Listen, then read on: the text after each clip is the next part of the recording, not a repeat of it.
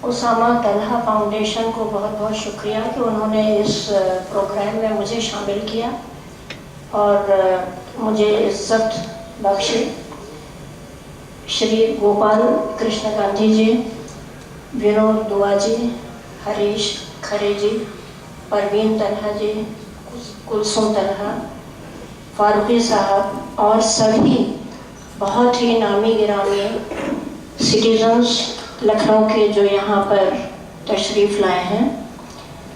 अभी नैयर साहब ने जिस कोटेशन से अपनी बात ख़त्म की, लोहे कलम की बात की और ज़ुबान पे ताले लगाने की बात, उस माहौल में आज हम उसामा तलहा को याद करने के लिए इकट्ठा हुए हैं। उसामा तलहा से मेरी भी मुलाकातें बहुत कम हुई, लेकिन जब परवीन ने मुझसे कहा कि उनके बारे में आपको कुछ कहना है, तो मैंने उन लोगों से जो उनके जर्नलिज्म के जर्नलिस्ट होने के दौरान जो लोग उनके रीडर रहे होंगे, उनसे मैंने बातें की और जो कुछ बातें मैंने सुनी उनसे, तो ये लगा कि उसामा एक बहुत छोटे वक्फे की ज़िंदगी जीकर हमें छोड़ के चले गए, लेकिन उन्होंने हम सब के दिलों में एक ख़ास मुकाम बनाया हुआ है, एक ख़ास जगह उन्होंने बनाई हुई है। परवीन ने बहुत कुछ उनके बारे में अपने वेलकम एड्रेस में कह दिया है, मेरा काम कुछ आसान हो गया है। उसामा तलहा चूँकि बहुत कम वक्त अपना काम कर पाए, लेकिन इसलिए शायद वो जितना आगे जर्नलिज्म के स्टैंडर्ड्स को ले जाते वो मौका उन्हें नहीं मिला, लेकिन जितना भी उन्हें वक्त मिला उसमें जो लोग उनका लिखा पढ़ते रहे हैं, उनका मानना है कि उन्होंने एक तो ये कि कभी भी जर्नलिज्म के जो स्टैंडर्ड्स हैं, उसका जो चौकीदारी का काम है, फोर्थ एस्टेट होने का काम है, उससे कभी भी समझौता नहीं किया। कभी भी उन्होंने सिर्फ किसी को खुश करने के लिए या कोई सरकारी जो इच्छाएं हैं, सरकारी कृपा पाने के लिए कोई भी अपनी स्टोरी नहीं बनाई, बल्कि जो उनको सच्चाई ज़मीन पर लगी उसी को उन्होंने अपनी स्टोरीज़ में लिखा।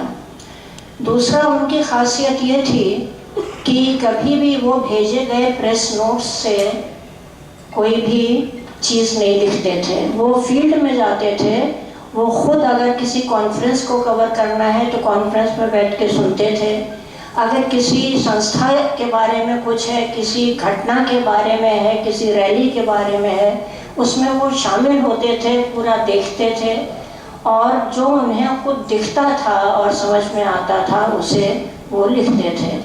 तो आजकल का जो हम बहुत सारा हाल देख रहे हैं कि जो लोग आते भी हैं थोड़ी देर के लिए, आते ही वो एक प्रेस नोट मांगते हैं। आमतौर पे आज की सहाफ़त ऐसे चल रही, बुरा ना माने हमारे प्रेस से आए हुए साथी, लेकिन हम लोगों का एक्सपीरियंस यही है कि आते ही या तो सिर्फ फोटोग्राफर आता है और कहता है भाई कुछ तैयार किया हो तो दे दो, हम ही दे देंगे, और अगर आते भी हैं कवर करने के लिए कॉरेस्पॉन्डेंट्स तो कहते हैं कुछ है कागज़ देने के लिए, और अपने आप पूरी चीज़ को समझ करके लिखने की तकलीफ़ उठाने की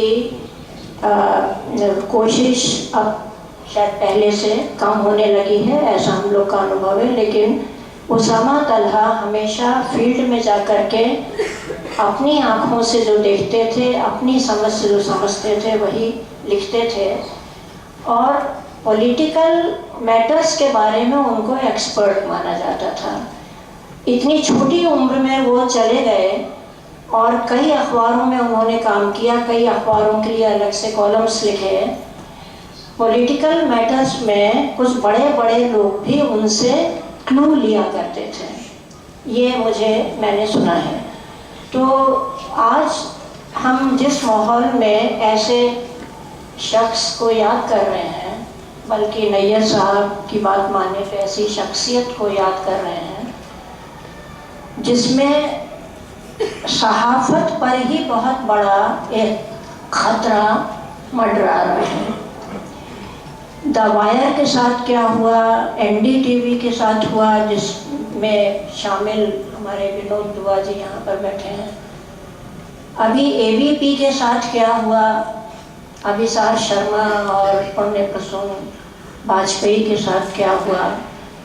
नोटबंदी की बड़ी चर्चा हुई इस देश में, लेकिन जो जुबानों पर तालेबंदी लगाई गई उससे देश करीब करीब ख़त्म हो रहा है। हम एक तरह की डिक्टेटरशिप के अंदर रह रहे हैं, ऐसा मुझे महसूस होता है, क्योंकि ज़ुबानों पर ताले लगे हैं। अगर आप किसी के एडमिशन के लिए बात करें तो आप पर क्रिमिनल केस लगाने की धमकी होती है।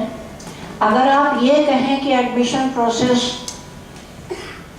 पारदर्शी होनी चाहिए, ट्रांसपेरेंट होनी चाहिए, तो आपको धमकी दी जाती है कि आप पे केस लगा दिया जाएगा।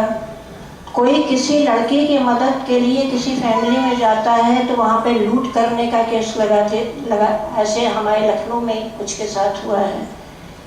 और मीडिया तो कुछ विलिंगली घुटने टेक चुका है, एक बड़ा हिस्सा अपनी इच्छा से उसने घुटने टेके हुए हैं।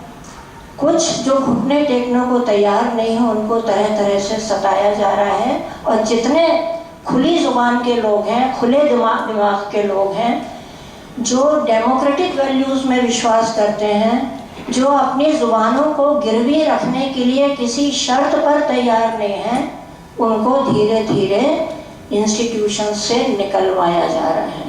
जो डटे हुए हैं वो किस तरह डटे हैं, ये आप में से बहुत से लोग जो द वायर वगैरह को डोनेशन भेज रहे होंगे, डोनेशंस पर चलने की नौबत है इन पोर्टल्स को।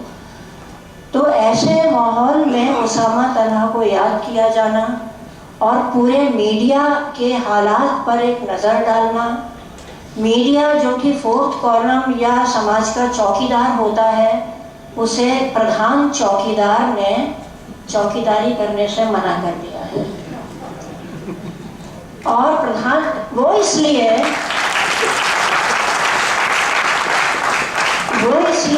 कि प्रधान चौकीदार चौकीदारी का जो मतलब समझते हैं वो बाकी सहाफ़ी मानने को तैयार नहीं है, जो वाकई सहाफ़ी कहलाने लायक हैं। तो हमारे यहाँ राइट टू लाइफ की भी परिभाषा बदल रही है। हमारे यहाँ फोर्थ कॉलम की परिभाषा बदल रही है और फोर्थ कॉलम यानी प्रेस को एक मार्केट प्रोडक्ट के रूप में केवल रिड्यूस किया जा रहा है। ये आज का वक्त सबसे मौजू है उसामा तलहा को याद करने का। और मुझे खुशी है कि इसमें बोलने के लिए श्री गोपाल कृष्ण गांधी जी आए हैं। मैं परवीन से थोड़ी मुझे ईर्ष्या हो रही है कि वो गांधी साहब को यहाँ ला पाई। पिछले साल मैंने यहाँ बुलाना चाहा था तो वो नहीं आ पाए थे। तो मुझे थोड़ी सी ईर्ष्या हो रही है, लेकिन खुशी ये हो रही है कि आखिरकार ये ले आई उनको लखनऊ में। हम सब आपको बहुत उत्सुकता से सुनना चाहते हैं। विनोद दुआ जी और हरीश खरे जी को मैं अलग से बधाई देने का मौका मिलेगा या नहीं, क्योंकि मुझे पता है आपके साथ सेल्फी लेने वाले घेर लेंगे आपको और हमें आपसे बात करने का मौका नहीं मिलेगा। इसलिए अभी से हम आपको पर्सनली भी बधाई देना चाहते हैं। शुक्रिया।